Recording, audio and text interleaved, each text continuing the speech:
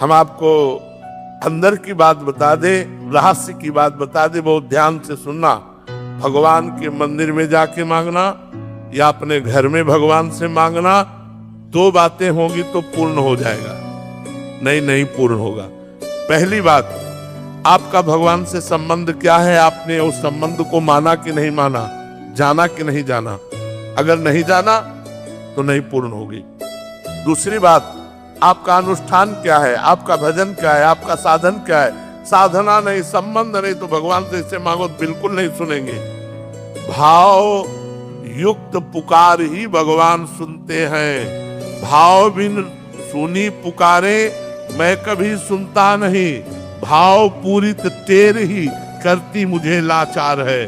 भाव का भूखा हूं मैं और भाव ही एक सार है। अगर भाव नहीं है, हे भगवान हमारा काम कर दो, तुम्हारे नौकर है भगवान, तुम्हारे कर्जदार है भगवान, तुमने जो कर्म किया उसको भोग।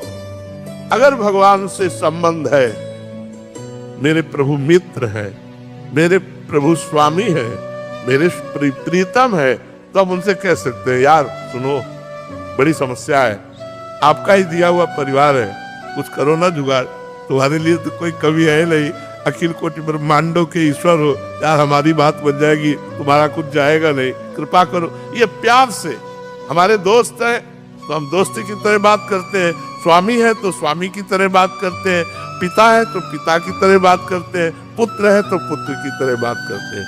अब आप पूछ रहे हो 1 लाख का हार का और जेब में नहीं है 25 पैसे, तो धक्का मार के ही भगा देगा।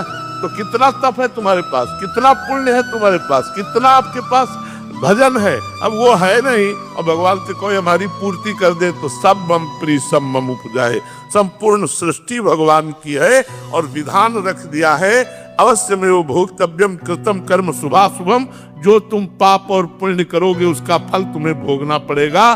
दुख या सुख तुम्हारे कर्म के अनुसार तुमको प्राप्त होगा। कर्म प्रधान विश्व रचि राखा और जो जस करे तास फल चाखा।